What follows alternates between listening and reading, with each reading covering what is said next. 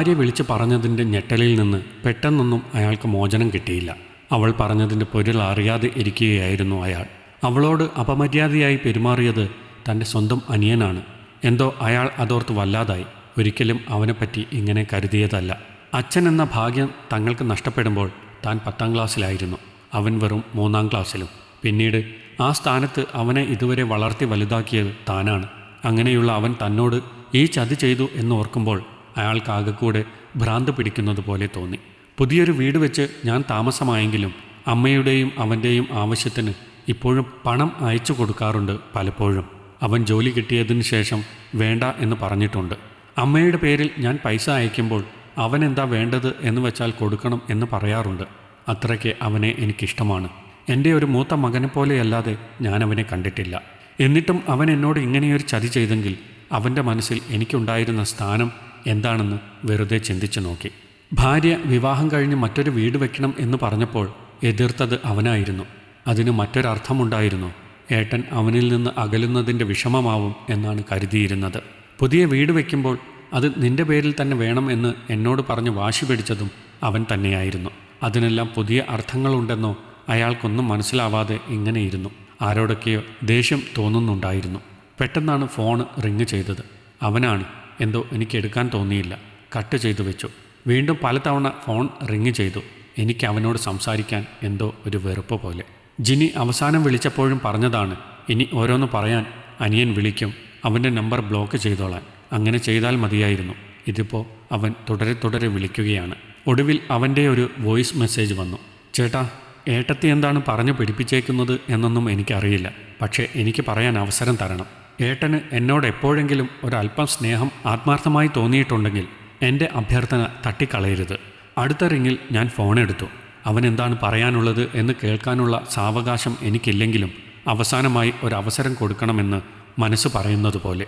ഏട്ടാ, ഞാൻ പറയുന്ന കാര്യം കേട്ട് ഏട്ടൻ ഒരിക്കലും മനസ്സ് വിഷമിപ്പിക്കരുത്. അവനെന്തോ നുണ പറയാൻ പോവുകയാണെന്ന് തോന്നിയിരുന്നു എനിക്ക്. അതുകൊണ്ട് തന്നെ ഞാനൊന്നും മിണ്ടാതെ അവൻ പറയുന്നത് മൂളിക്കേട്ടു. ഏട്ടത്തി, അവരുടെ പോക്ക് ശരിയല്ല ഏട്ടാ. വീട്ടിൽ പല സമയത്ത് ആരൊക്കെയോ വരുന്നുണ്ടെന്ന് അടുത്ത വീട്ടുകാർ എന്നെ വിളിച്ചു പറഞ്ഞു. അന്വേഷിച്ച് നോക്കിയപ്പോൾ എനിക്കും എന്തൊക്കെയോ സംശയം പോലെ. ഹോ, നീ അതങ്ങനെയാക്കിയോ? അവൾ നിനക്ക് പായ വിരിച്ചു തരാൻ വിസമ്മതിച്ചതുകൊണ്ട് പുതിയ കഥകൾ മെനയുകയാണ് അല്ലേ? കുറച്ചു നേരത്തിന് അപ്പുറത്ത് നിന്ന് ഒരു മറുപടിയും കേട്ടില്ല. നീ കേൾക്കുന്നില്ലേ എന്ന് ചോദിച്ചപ്പോൾ ഇടറിയ ശബ്ദത്തിൽ ഒരു മൂളൽ ഞാൻ കേട്ടു. നമ്മുടെ പൊന്നമ്മച്ചിയും ഏടത്തെയും എനിക്ക് ഒരുപോലെ ആയേട്ടാ. കരച്ചിലോടെ അവൻ അത്രയും പറഞ്ഞപ്പോൾ എന്തോ എൻ്റെ ഉള്ളം നോവുന്നത് പോലെ തോന്നി. ഏട്ടാ, ഞാൻ ഒരുപാട് കാര്യങ്ങൾ ഏട്ടത്തെക്കുറിച്ച് അറിഞ്ഞു. ഏട്ടൻ്റെ മനസ്സ് വിഷമിപ്പിക്കേണ്ടെന്ന് വിചാരിച്ചിട്ടാണ് ഞാനൊന്നും ഇതുവരെ പറയാതിരുന്നത്.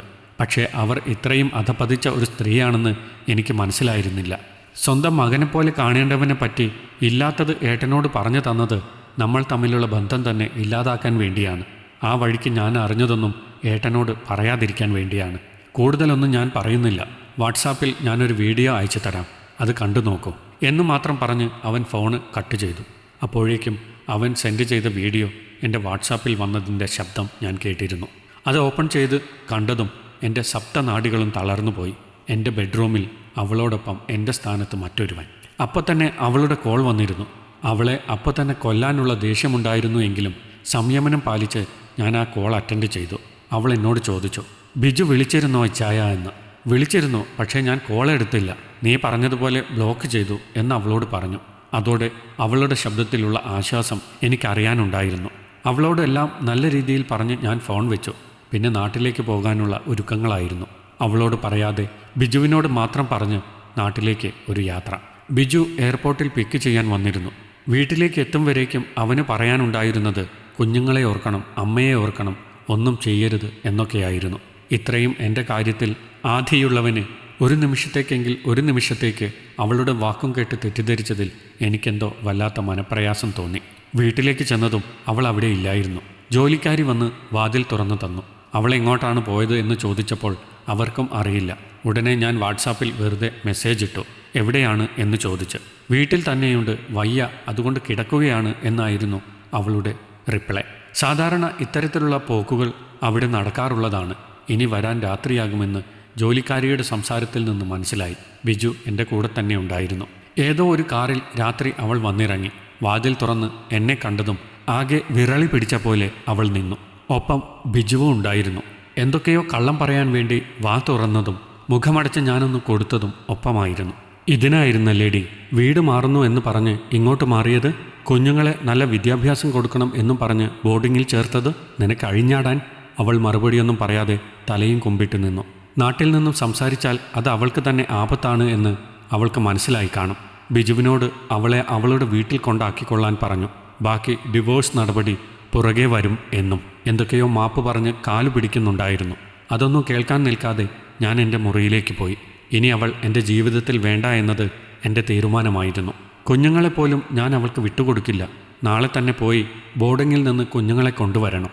അമ്മയില്ലെങ്കിലും അച്ഛൻ്റെ എല്ലാ സ്നേഹവും അനുഭവിച്ച് അവരിവിടെ വളരണം. എൻ്റെ കൂടെ എൻ്റെ അമ്മച്ചിയും നിഴല് പോലെ അവനും ഉണ്ടാകുമെന്ന് എനിക്ക് ഉറപ്പാണ്. അതുമതി. പിന്നെ കുഞ്ഞുങ്ങളെ നോക്കാൻ മനസ്സുള്ള ആരെങ്കിലും വന്നാൽ ഒരു പുനർവിവാഹവും. ഇതൊക്കെ അത്രയേ ഉള്ളൂ. എല്ലാ ബന്ധങ്ങളും ഒരു വിശ്വാസത്തിൻ്റെ പുറത്താണ് പോകുന്നത്.